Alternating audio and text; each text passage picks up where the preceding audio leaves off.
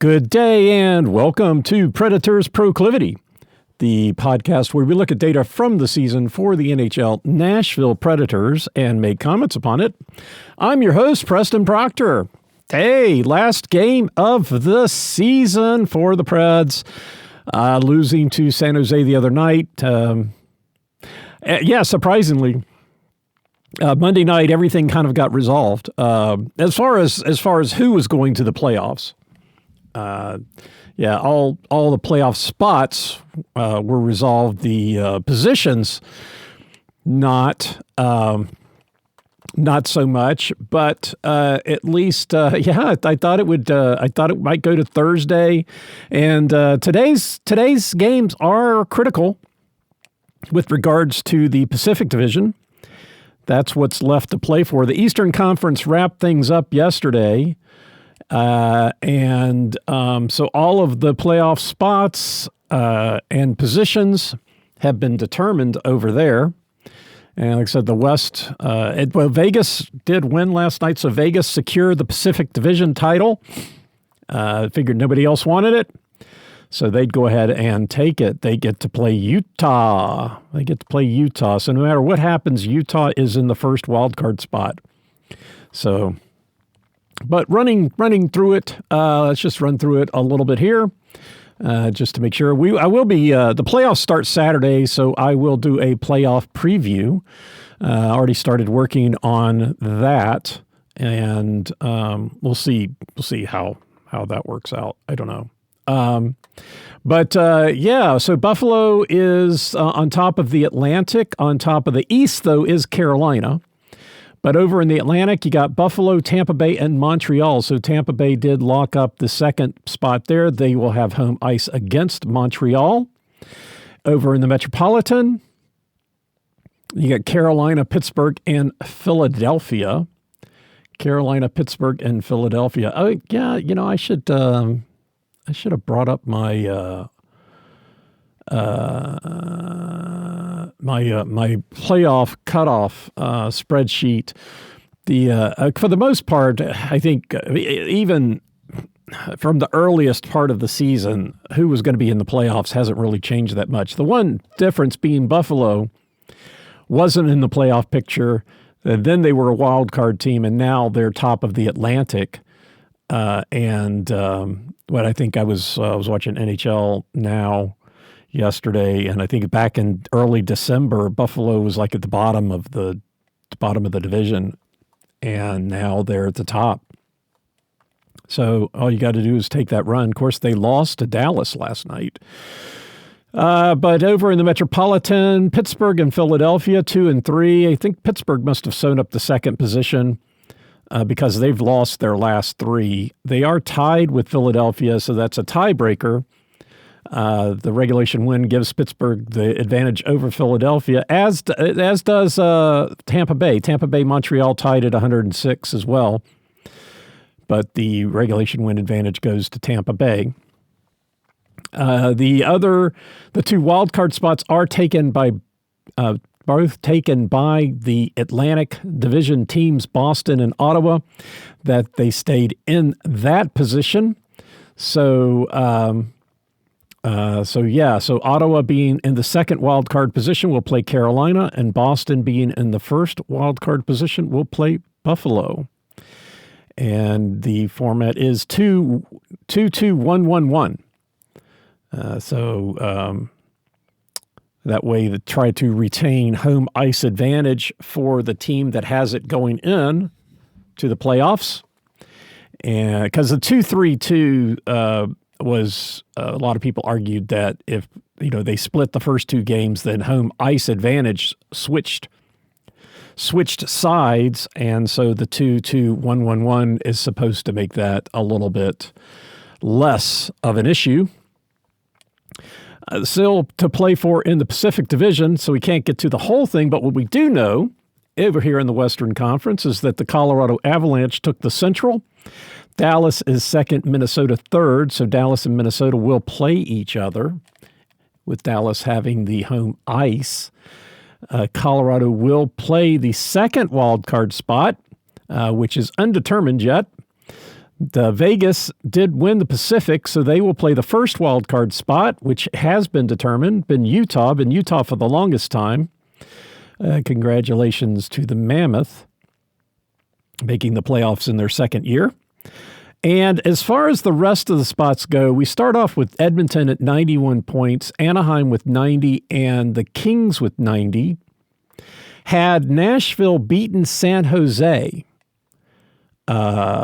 they would have 88 points, and a win tonight would put them in the playoffs because they have the tiebreak advantage over Anaheim. Anaheim having 90, a win tonight could have put Nashville at 90 and a tie with Anaheim, which would have kicked Anaheim out of the playoffs, assuming the Kings take care of business and win. But if it put them in a tie with the Kings, they win the advantage. They have the advantage with the Kings too. So among those three teams, the Preds would have had a good advantage there. As far as how this goes, it could. The only team with their controlling their own destiny, really, is Edmonton. Well, I guess if Edmonton wins, they stay in second position. If they lose, they could drop all the way back down to the second wild card spot, which I would love. Of course, for that to happen, Anaheim would have to beat Nashville, which I am not hoping for. I would prefer Nashville to win tonight. Anaheim does have the hardest team to play, playing Nashville. The Kings are playing Calgary, and Edmonton's playing Vancouver. Now, Vancouver did just win the other night. In fact, they've won 3 in a row. So it's not out of the realm for Vancouver to show up and beat Edmonton. So I wouldn't rule that out. But those are the 3 games on that have playoff implications for tonight. Of course, the other teams, there are only 2 teams in the Western Conference that are done. So the other 16 teams are all playing tonight.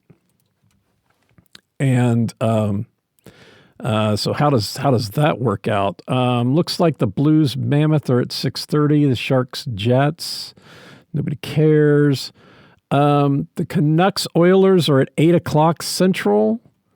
So they're at 8 o'clock Central. The Kings Flames are at 8 o'clock Central, and the Ducks Preds are at 7. So the Ducks Preds will be the first game of those 3, and the other 2 playing at the same time. They are in Calgary. The Kings are in Calgary, and the Canucks are in Edmonton. So, we'll have to see how that shakes out. But yeah, the Kings could wind up in the they could wind up in the second Pacific Divisional spot. They could, but yeah, they would have to play Edmonton. If they were in the second divisional spot, they wind up playing Edmonton because Anaheim does have the regulation win advantage. Edmonton has the advantage over all of them. So if Edmonton loses in extra time, still gets a point, they would be the second spot. That's all they need is 1 point to wrap the second spot up. Anaheim needs to beat the Preds and not have Edmonton get a point for them to be second. And the Kings need both teams to lose. Edmonton, Anaheim loses, the Kings win, that puts them in the second playoff spot. So the Kings winning would at least if Anaheim losing gives the Kings the opportunity to move into the third playoff spot. So yeah, lot to play for in these games, and it'll be interesting to see how this all shakes out. But that's kind of fun. Kind of fun how the schedule's winding up here. It'd be a lot more fun if the Preds were in the playoffs or had a chance at the playoffs, but they don't. So we'll just worry about that later. The playoffs do start Saturday. I think I may have mentioned that. I'll do a playoff preview tomorrow. Yeah, may as well. Nothing's going to change between today. Actually, for the Eastern Conference, they're done. So all the stats are what the stats are. It's just who is playing whom in the West. So, yeah, the other thing I kind of thought about this morning or yesterday, actually, and started looking at this, but don't really have the information yet. The teams that didn't make the playoffs can be sending their players down to the AHL, which means maybe AHL players will move through to the ECHL. Both of those seasons go through April 19th. So that's just this weekend, right? I thought it seemed like it was so much further away. But both seasons go through Sunday. Both of the Predators' minor league teams' affiliates have qualified for their respective playoffs, so they'll be in it. Atlanta, I think, is second in their division. They might have a better draw. Milwaukee is the bottom. Of course, in the AHL, every team gets in except the bottom two of every division. So, I think Milwaukee barely skated in on that. But so kind of interesting to see how the players start moving around through the different divisions. And kind of interesting. All right, well, that's the playoff preview. Why don't we take a quick break and we'll get to tonight's game. Yeah, so tonight's game, last one of the year, feeling a little down. maybe something for Cozy Earth make you feel a little bit better. About that. They're pushing their Mother's Day stuff, I guess. First layer pajama, soft bra, and boxer short set. That's not for me, but very cute. From $84. $84. But if you use the promo code PredsPro, you get 21% off. 21% off all day long, and at CozyEarth.com. So the Quantum Squares have been going to school a lot more lately. Wednesday, they have professional development, and which takes them late. Prudence tends not to eat a lot in the morning or during the day. She's tutoring. She's doing some tutoring for her IM3 students, and instead of just tutoring one session, she's doing two. She's only getting paid for one.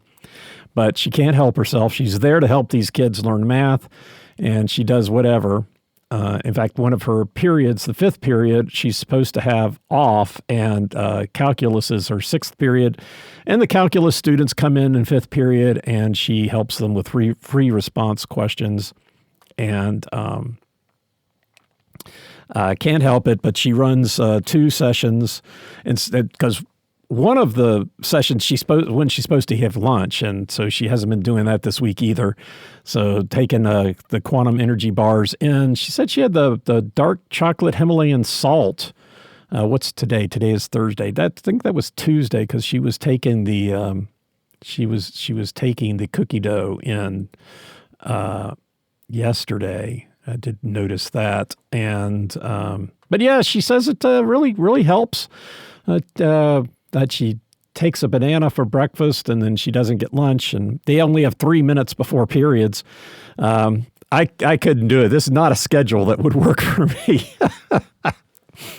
But so she's eating her quantum energy squares, perks her up a little bit, helps her get through the day, helps teach the math to those kids, and then gets her home, where sometimes she eats another one. But yeah, quantumsquares.com, Preds Pro, get you 25% off. And maybe ship some of those over to Bridgestone Arena, because the Anaheim Ducks are in town. They're at Bridgestone Arena. That's a home game without a foreign country involved. I kind of still.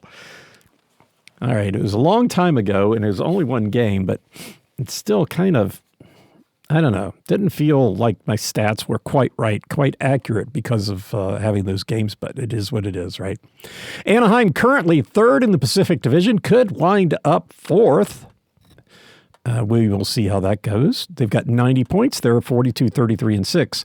18, 20, and 2 on the road. This is the second of a two-game road trip for them, which ends the regular season. They are 0-1-0, having lost 2-3 to Minnesota. The second goal for them, a late third period goal, I'm guessing with the goaltender pulled, but not enough to come back on Minnesota. They did get the first goal of the game, so they started out good, and then Minnesota came back on them, and they just couldn't finish off the game the other night. As far as the series goes, it's the third of three. They've split 1-1 with Anaheim winning in Nashville on October 25th, 5-2, and then the Preds winning in Nashville not that long ago, April 7th, 0-5. 5 goals is the win this year. Last year, Anaheim did sweep the series, winning 5-2 in Anaheim, 2-1 in Anaheim, and then 4-1 in Nashville. The last two games also only separated by 6 days, but in March. They do have a few players that are out, a couple more since the other day. So a couple players went out recently. One said illness. It's hard to say. Could all be back. And speaking of which, let's take a quick look at the lineups here and see if the lineup is showing them in the lineup, and then maybe they'll actually be there. But who have we got? Well, for one, he's not in the lineup. Number 7, defenseman Radko Gudas, day-to-day expected back today. Number 44, left wing Ross Johnston. He's out. He's been out since the 5th. The website shows the 15th, but he's actually been out since the 5th because he was out for the other game too. Expected back today. And then number 20, left wing Chris Kreider, out, expected back today. Let's make all these random noises here. None of those three shown in the lineup, not even with a little red cross marker on it. So number 24, center Jansen Harkins, out week to week, not expected back till the 28th. So definitely not going to be in the lineup tonight. And then goaltender Peter Mrazek, number 34, out for the season, back in February. Since the last game, returning to the lineup, number 61, left wing Cutter Gauthier, who is the right wing on the third line, but has the stats. He has the goal lead. Even it's on the third line. But he's back in the lineup, was not in the game the other night against the Preds. Both returned to time for the... Oh, yeah. So they were both Gauthier and Gudas were back. They were out for the game previously. They were back for the loss to Vancouver on the 12th, but looks like Gudas is out again. So he was out for the previous game, came back, and now he's out again. And then also returning for the last game against the Preds was 98 defenseman Pavel Minchikov, and he's still in the lineup still. They did recall a defenseman from the San Diego Gulls on the 15th. They recalled number 67 defenseman Tristan Lundo, not listed to be in the lineup, but hey, that's how that goes. For the Preds, 5th in the Central, 86 points, 38, 33, and 10. At home, 21, 16, and 3. The end of a 3-game homestand ends the regular season. They're 1-1 on this, having beaten Minnesota 2-1 and losing to San Jose 2-3. Something just seems wrong about that, but there you go. Still out is number 41 defenseman Nicholas Hague, expected back today, but I don't expect him back today. He's not listed. Missed something the other day. Maybe it was listed. Maybe it just overlooked it. But on the 11th, number 5 defenseman Kevin Gravel was called up. They sent Osterley down on the 12th. But Yossi came back on the 11th, played on the 11th, but they called him up. So he's skating, not shown in the lineup. So not sure how. I wonder, because he's the captain down there or up there in Milwaukee, depending on how you look at it. And I wonder who's stepping in as the captain there with him out. A couple of signings for the Preds in the last couple of days. Aiden Fink signed an entry-level contract, $950K for 3 years. He was drafted by Nashville in the 7th round, 2023. Been playing at Penn State University the last 3 years, and he did get 6 games in with Milwaukee this past season. So now he's got a contract. On the 14th, they signed Daniel Nieminen to an entry-level contract, $950K for 3 years. He was the 6th round draft pick, or a 6th round. I don't know if we won or more, but a 6th round draft pick by Nashville last year. He's been playing in Finland for the last couple of years from Finland. That makes it easier. So there you go. That is the summary for tonight's game, which takes us to stats. Yeah, so I have my new statistics here. So what I've done, and boy, this took a lot of time. But I have the first goals and goal scoring for the Preds against each of the divisions, and broken out as well by team, but summarized by division. And then I went on and I created a little graph here too, where I can take any up to 8 teams and put them in there and get the first goal scoring and all that kind of good stuff for any 8 random teams. So the teams I took were the top 8 teams in the Pacific Division, and what the record? Brett's record not too bad. 3-1-1 when they get the first goal. Overall, 6-3-1 when they get the first goal. 5-7-4. So the record's not too bad. Not too bad against the top 8 teams. You can take that. Things that were kind of interesting that fell out of this actually was goal scoring.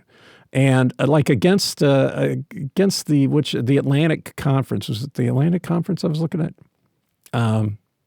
The Atlantic Conference. So for instance, the Preds against the Atlantic Conference, they got the first goal 5 times. They were 3-1-1. Goals for 2 in the first period out of those 5 games, 7 in the second period, and 11 in the third. When they got the first goal, they held the other team to 13 goals, 5 in the second, 7 in the third, and 1 in overtime. In the games in which they did not get the first goal, so that would be 11. I guess that kind of explains twice as many games, but in those 11 games, the Atlantic Conference teams, 11 Atlantic Division teams got 17 goals in the first period. 0 in the games in which the Preds got the first goal, but 17 in those 11 games, and then 14 in the second and 14 in the third. Now, in the games, granted, half the games, but the Atlantic Division only scored 13 goals in those 5 games total. And they scored more than that in a single period in the other 11. Just kind of stunning. And those were when the Preds were at home, too. Home and away, not so much. When the Preds were playing at the Atlantic Division, fairly even. So they were 4 times they got the first goal and 5 times they did not. So that was evenly spread. And those 4 games, the Atlantic Division only scored 10 goals. These were all on the road. And then in the 4 games, 4 and 4. 4 and 4. In the 4 games that they did not get the first goal, they only scored 14 goals in the entire game. So that's the difference between the performance of the Preds on the road versus at home against the Atlantic Division is stark. At home, they only got the first goal once. They did win that game, and the other 7 they did not. They were 2-5. 2-5 in those games. So they did not play well against the Atlantic Division at home. We kind of know that, but just taking and looking at the goal scoring, kind of interesting. And the Metropolitan has similar numbers, not as well. Yeah, well, when you only win 1 game on the road, it makes it hard to have the stats look meaningful. But you only get you only have one data point. On the road, Preds got the first goal once against the Metropolitan Division. And then looking at the Central and Pacific. But we'll go through some of the Pacific stuff because we're playing a Pacific Division team tonight. So, against the Pacific Division, the Preds, when they get the first goal, they're 7-0-1. 7-0-1. And when they don't, they're 1-2-0. So at home they're 8-2-1 against the Pacific Division. So they've done really well at home against the Pacific. Goal scoring pretty good. 13 goals in the first to 2. Well, no, that's not 13 goals. That goals for and goals against. Okay, so 15 goals in the first versus 6. 15 goals in the second versus 13, 9 in the third versus 9. So the third period, even scoring between the Preds and the Pacific Division, but the Preds have been outscoring them by a lot in the first. I mean, relatively, right? 15-6, and 13 of those coming when they did get the first goal, and which is eight games. In the 3 games they did not. They only got 2 goals, but so did the opposition. So not a lot of goal scoring there. The primary period that they are scoring goals is the second, both at home and away. But no, the second, that's not away. That's not getting the first goal. Okay, so okay. This is learning how to read this and making it make sense. So there you go. The Preds played pretty well against the Pacific Division. Overall, the Preds at home, they're 13-3-1 when they get the first goal. And when they don't get it, they're 8-13-2. So pretty good. What's that? At least 3-1, 4-1. If they get the first goal, and not even quite 2-1 if they don't. Let's just skip past the home team and when the winning goal is being scored, because it's the second and third period that hasn't been very interesting all season long. Goal scoring. Oh, that's totals. That's what I missed. That's why I was having trouble. I need to make sure I have the totals in here. That make things a little bit easier, because I was trying to do that and I was getting confused, if you couldn't tell. Yep.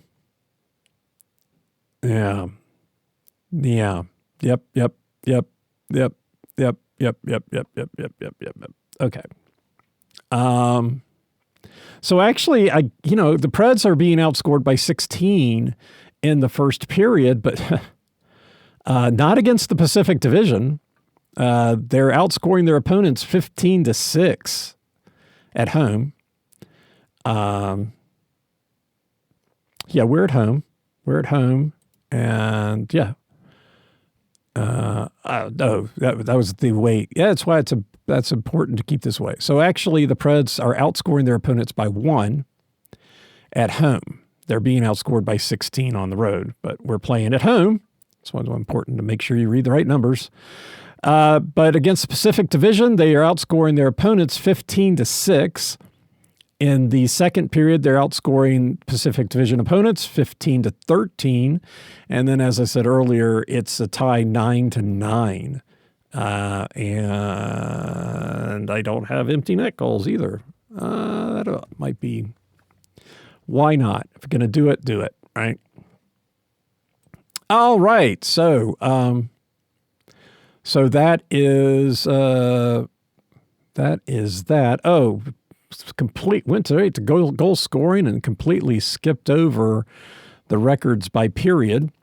At home in the first period, 11-11-18. In the second, 12-14-14, and the third 12-18-10. And when they've gotten the first goal, they've not lost the first period. And when they didn't get the first goal, they have not won the first period. I don't really expect that to change. And,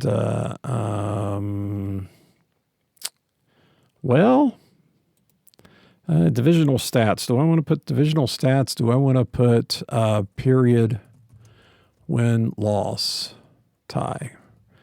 Maybe. Yeah, this spreadsheet was kind of a little bit of a pain in the butt to, this sheet was a little bit of a pain in the butt, but I finally got it done. So maybe I'm going to take a few days off, get over my PTSD, and I can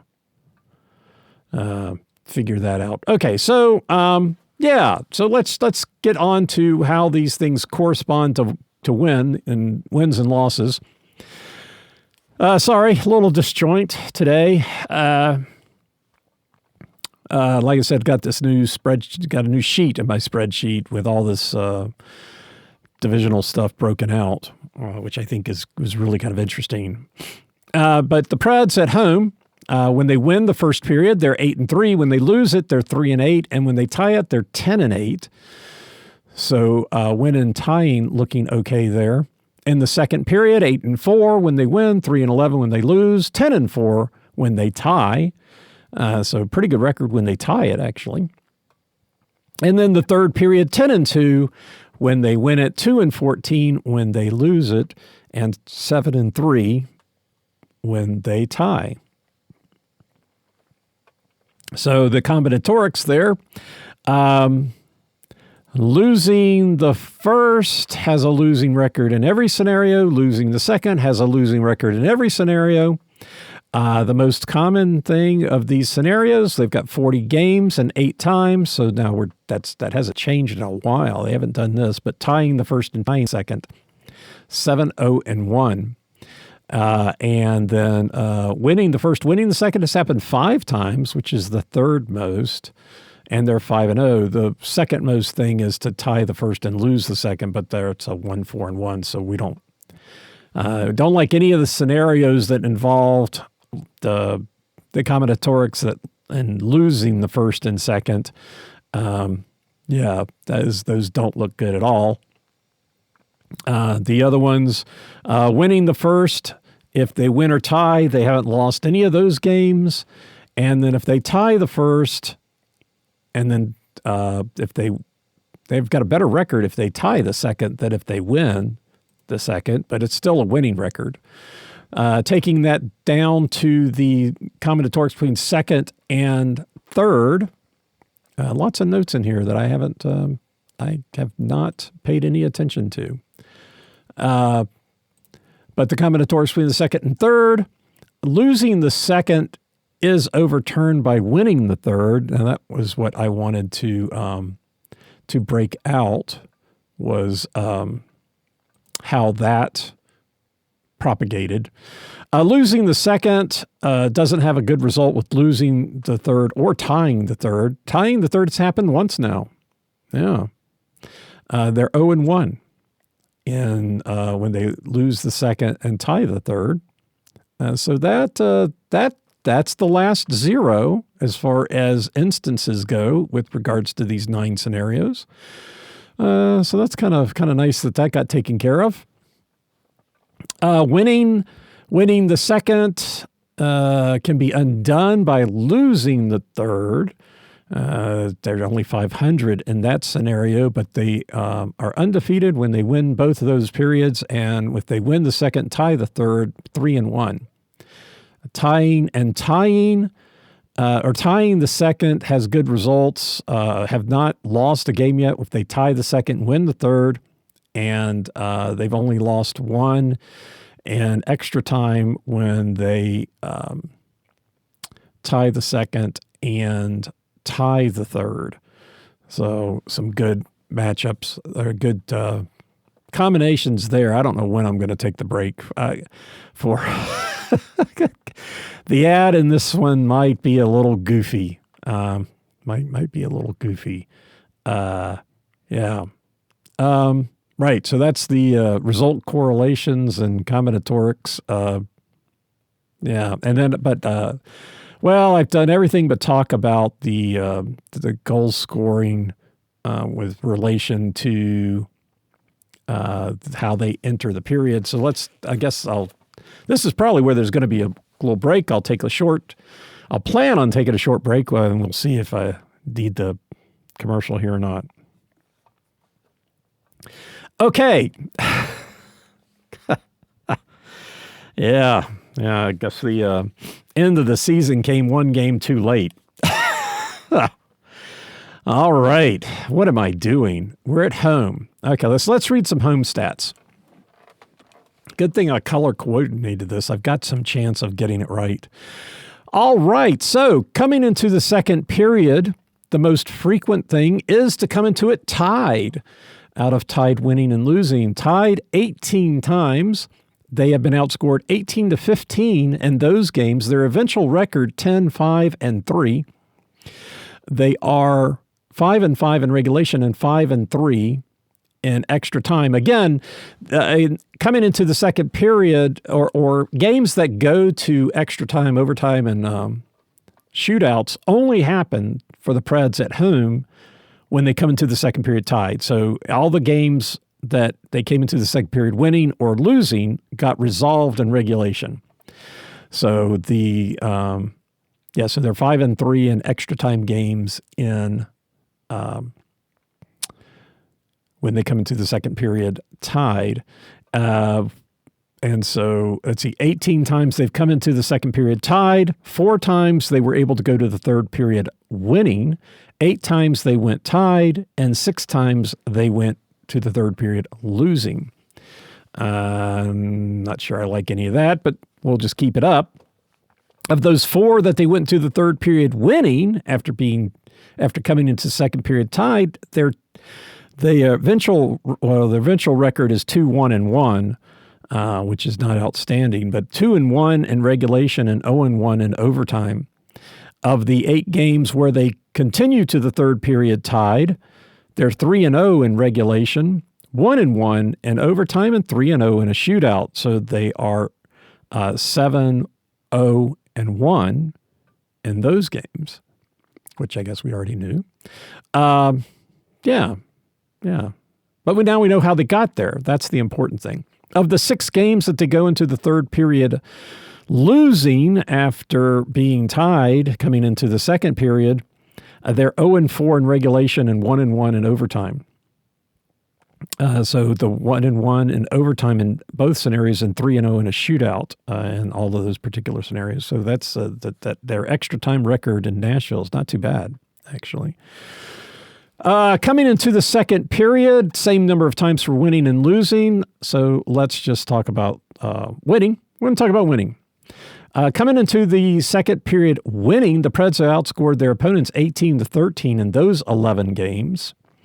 And their eventual record, 8-3, all in regulation. And of those 11 games where they came into the second period winning, 7 times they went to the third period winning, twice they went tied, and twice they went losing. Of the 7 games, and we know all of these get resolved in regulation. So the 7 times they went to the third period winning, after coming into the second period winning, they're 7-0. The 2 times they went into it tied, they're 1-1, and the 2 times they went into it losing, they lost 0-2. Coming into the second period, losing 11 times. They've been outscored 13-10 in those games. Their eventual record 3-8. They have not been able to right the ship and go into the third period winning. So that's a 0 of going from the second period losing to the third period winning. Twice they did go tied, and 9 times they went in losing. And the 2 times they went in tied, 1-1 in regulation, and 9 times they went in losing. At least they were able to save 2 of those games, 2-7, both all in regulation. Coming into the third period, the most frequent thing is to come into the third period losing. That's 17 times, and they've been outscored 24-19. The opposition has 10 empty net goals, and the Preds 1, so they've actually outscored their opponents 18-14 in those 17 games before having the goaltenders pulled. And their eventual record, 3-13-1. 2-13 in regulation, 1-1 in extra time. As far as coming into the third period tied, which is the second most, 12, they've outscored their opponents 13-9. Preds have 3 empty nets and their opposition has 1, so that's 10-8 in those 12 games. Their eventual record, 9-2-1, 5-4 in regulation and 4-1 in extra time. And then coming into the third period, winning 11 times. They've been outscored 12-7, but 4 of those for the Preds are empty net goals. So they've been outscored 12-3. 12-3 in the 11 games that they came into the third period winning, which is not very good. But they are 9-1-1 in those games. Well, that record is pretty good. So at least they were able to hang on to the victory. Hang on to the lead in most of those games. 9-1 in regulation, 0-1 in extra time. So that, I think, pretty much wraps that up. So we'll go talk about the matchups next. Thanks for sticking with me if you're still listening. All right, so the Nashville Predators are at home, which means the Ducks are on the road. There's only one game left, so guess what?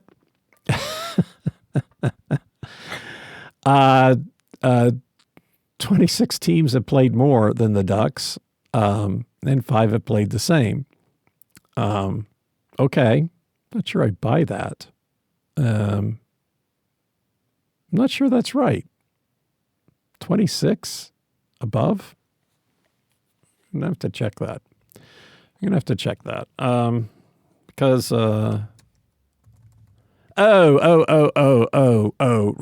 right. Okay, I got it. Okay. All right, not every team is playing at home or away. Got it. Okay. Cool. All right, so let's just keep going here. And the Ducks, they are below average in scoring. Not much, though. They're 16th in the league, which is halfway in there. They're scoring 2.98 goals a game. League average is 3.01 for road teams, so they're right there. Not in the first period. They're next to the bottom, 0.63 in the first period. 0.86 is the league average. They rectify that in the second period, scoring 1.18 goals a game. League average 1.01.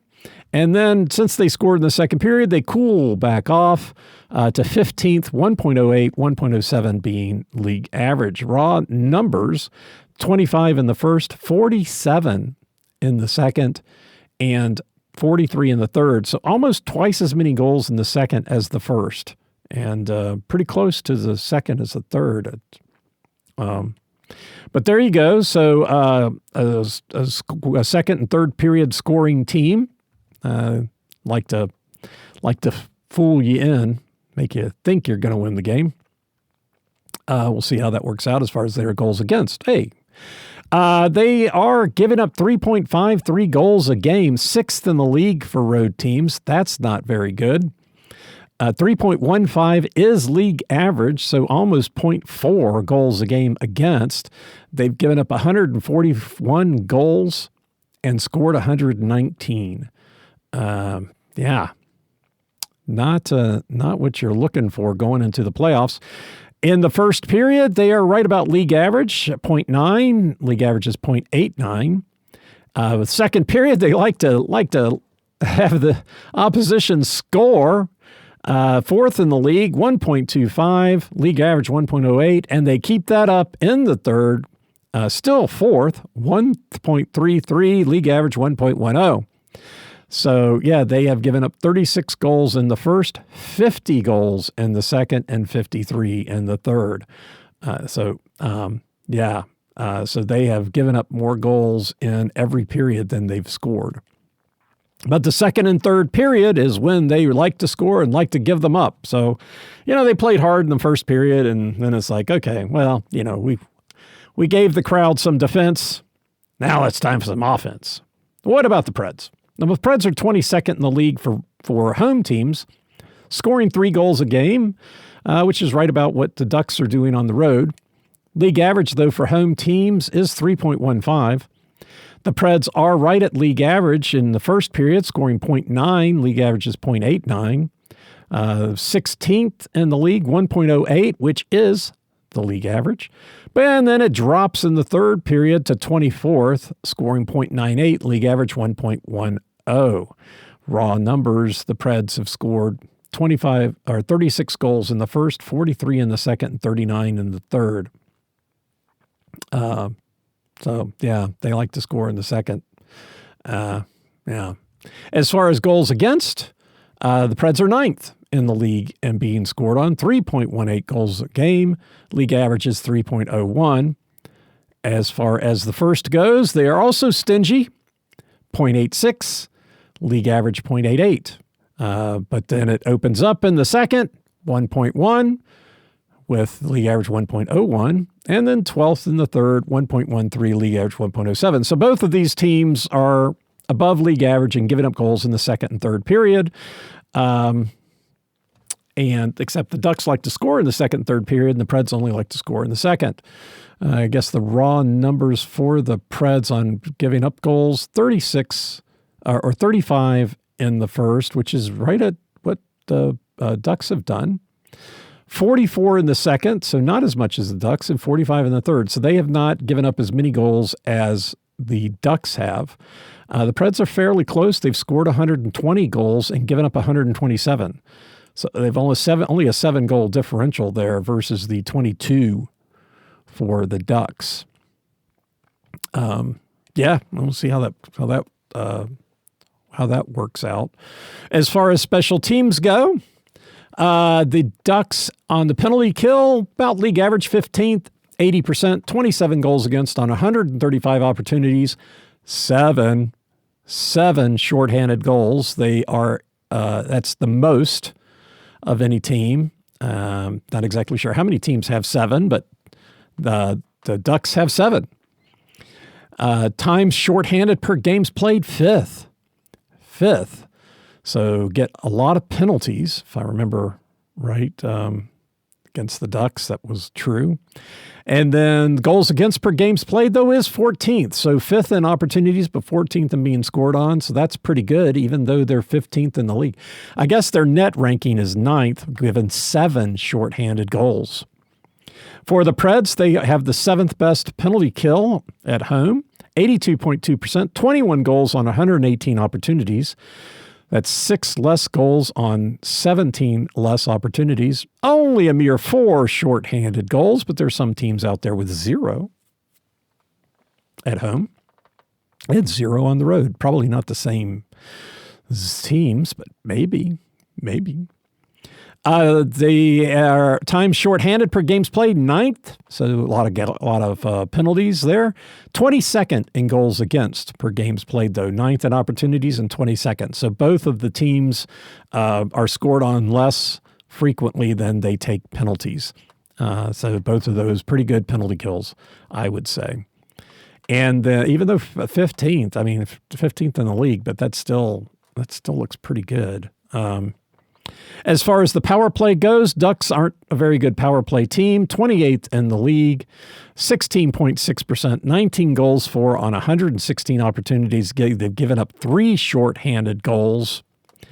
And got to stop looking ahead. And as far as power play per games played, they're 10th. So they get a lot of penalties. As far as goals for per games played, 27th. 10th in opportunities, but 27th in scoring goals. So not a very good power play. For the Preds, they are the 11th best power play for a home team, 23.1%, 27 goals on 117 opportunities. So that's 8 more goals on 1 more opportunities. Only 1 shorthanded goal, which is the least amount in the NHL. As far as power plays per games played, they're 20th, so below league average on getting penalties, but 14th in scoring on them. So that goes in the right direction. So both penalty kills pretty good. The Preds power play good. So that ought to be an interesting matchup. And we will take a look now at my special teams, Doc. What I want to do, though, is go back to the last Anaheim game. When did we play Anaheim? Oh, yeah, we just played Anaheim not that long ago. Oh, power play opportunities. Yeah, the Ducks had 8 to the Preds 4, 8-4, which is pretty high. I don't know that that anybody has had 9.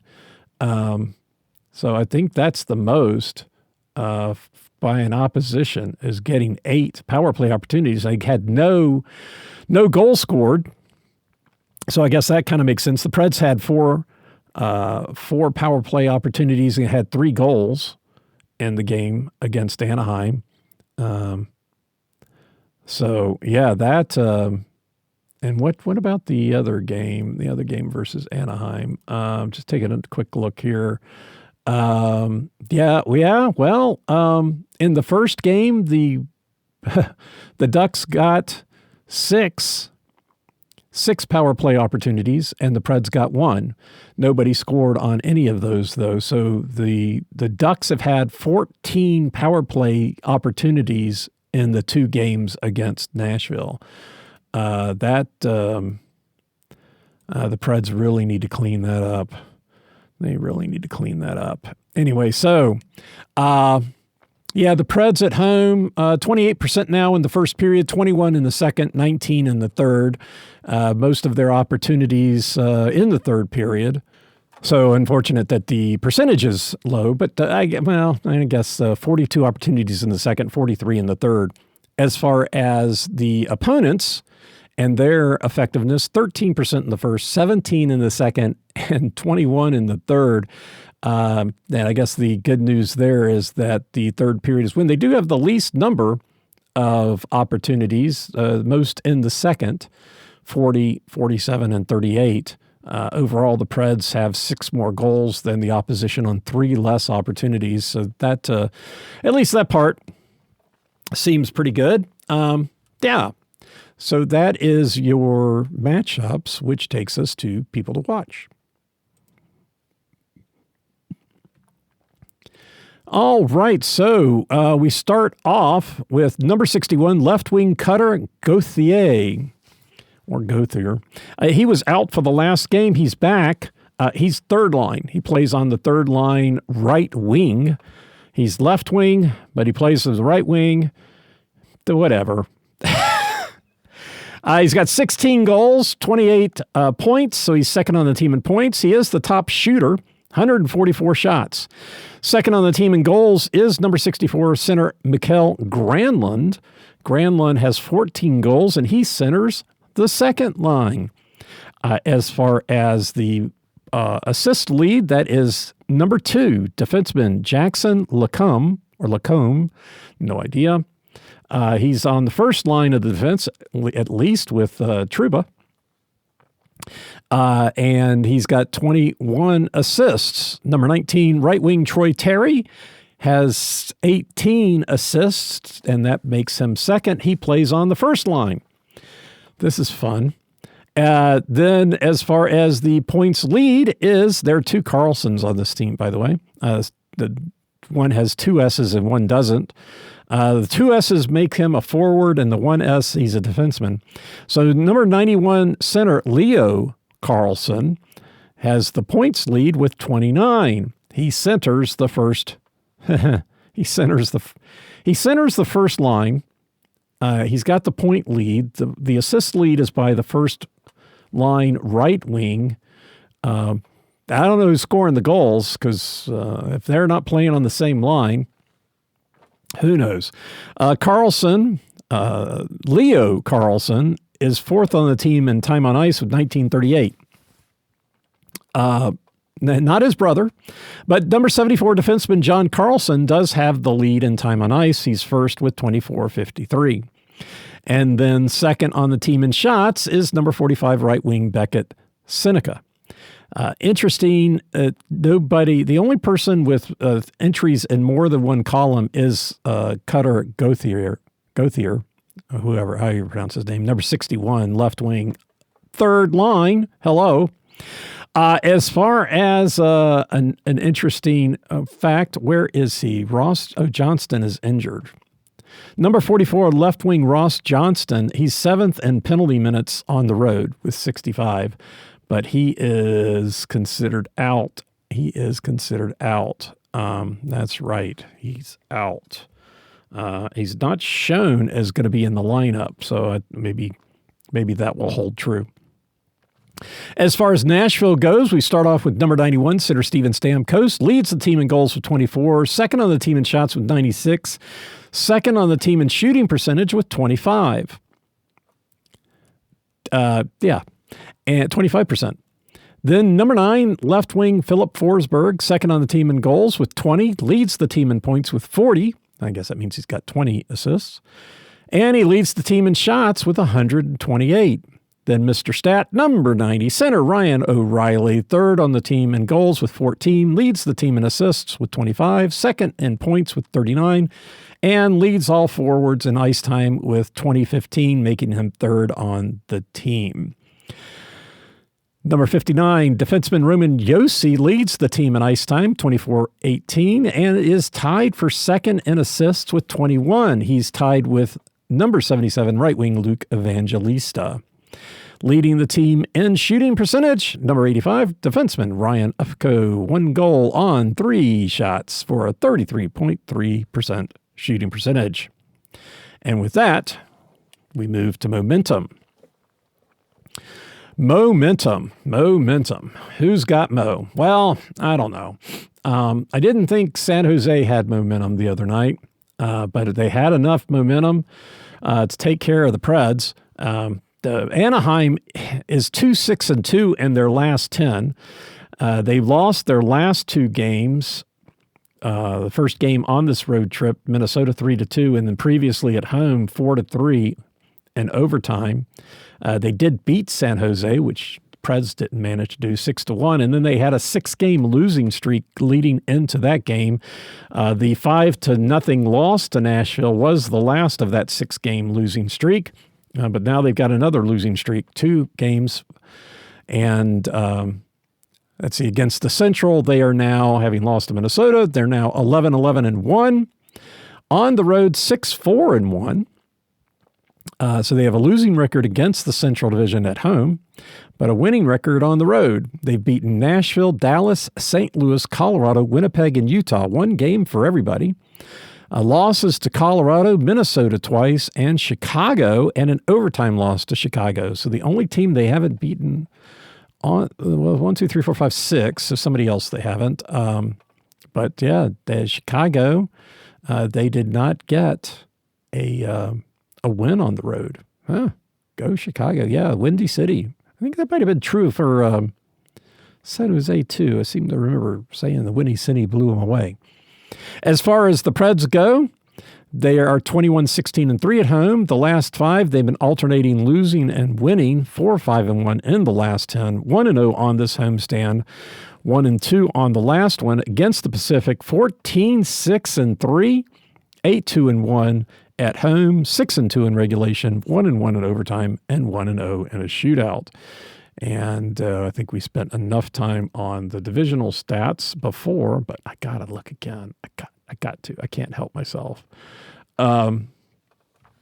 Yeah, so I guess in the last home game for the Preds, they did not get the first goal, and they lost Anaheim. On the road, they did get the first goal, and they did win in Anaheim. Both those games resolved in regulation, with the Preds lost 5-2 and won 5-0. Right? Yeah.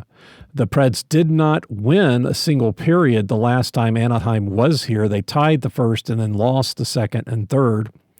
And at Anaheim, they tied the first and then won the next two periods. So nothing to take away from tying the first, but tying the first, losing the second, we know that doesn't bode well. And losing the third, losing two periods doesn't bode very well. But anyway, yeah. So both of these teams not finishing the year strong. The Anaheim does have something to play for. And that is not to play Colorado in the first round. That's what they're playing for, and they're going to have to beat the Preds not to earn that honor.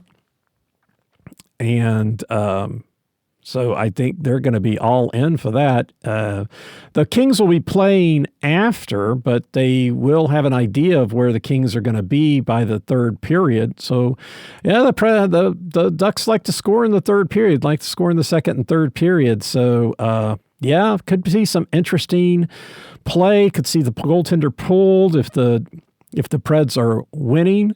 Preds are going to play their game. They've got want to get a win. They don't want to finish the last two games, the shirt off our back games, with two losses. And they definitely don't want to do that. Don't want to lose the last game of the season. So they're going to be playing hard. But we might see some interesting tactics from the Anaheim because they're in the playoffs. It's just where. And come the third period, they'll have an idea where Edmonton is too in their game and the Kings in their game. So the Ducks would like to finish second.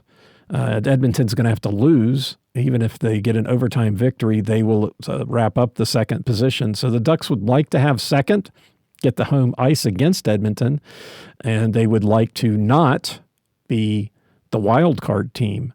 So, I think the third period should be really interesting tonight. Like I said, I might see something different out of Anaheim.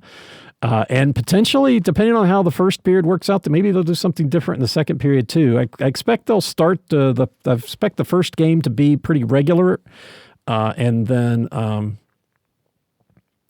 Anaheim, depending on the situation, into the second period. If they start getting down by a lot, we could see some different things out of them. They've got a big incentive not to be the wild card team.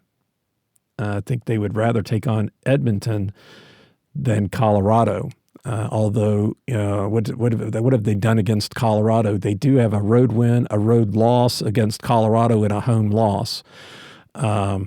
So that's how they've done against Colorado. Off the top of my head, I don't know what they did with Edmonton, but it should be fun. Should be fun. I hope the Preds get out to a big start. All right. Hey, well, tonight, the last game for the Preds doesn't mean I'm done. I was just checking, and this season, last season, I went all the way to training camp before I started a new season. So any trades that happen after the playoffs are over, free agent signings and the draft will still all be part of this podcast season, which is, I don't know, I guess that's, kind of how it seems to make sense. I know a lot of times they consider the draft to be the first or the beginning of the next season, which fair enough. But I think with everything that goes on, it's all kind of a result of what happened this particular NHL season, and so I don't know. I think keeping by podcast on this season through the draft would be reasonable. And and I'll at least be doing that. I mentioned I may or may not have another season of the podcast. Takes a lot of time, and I don't know. I think I'll be doing it. I really enjoy looking at the data and all this stuff. So if I'm gonna look at the data, I may as well do something with it, which is kind of how I wound up doing this anyway. Convenient time for the Preds. I've got another podcast that starts Saturday, that I do with Prudence. And so that one's just one a week. So that's not too bad, but I don't know. Anyway, I wish the Preds were going on. I mean, there's no doubt about that. The Preds being in the playoffs, just a couple of games here and there, and that's how it goes. The San Jose game, you could go look back earlier in the season, where the second period play really did them in, or the second period special teams play, I guess, has to be a call out. They've gotten up to 17%, 18% in the third period, but for the longest time, they were not doing well in the second period and on special teams, but they were getting a lot of opportunities. That's when they get most of their opportunities. And just if they had been just a little better here and there in a couple of games, they'd be in the playoffs. I mean, they beat Anaheim tonight. They're just one win out of the playoffs. And you got to make the playoffs where it matters. The Kings, the 2 years they won their Stanley Cup, they came in 8th. And they had 1 year they had to beat the first, second, and third. They reordered the playoffs that year, but they had to beat the first, second, and third teams in the conference in order to make it to the playoffs, and then they won the playoffs. So, you got to get to the playoffs however you can, and then you've got a chance. But they don't have a chance this year. So anyway, thanks for listening. I'm Preston Proctor. You've been listening to Predators Proclivity.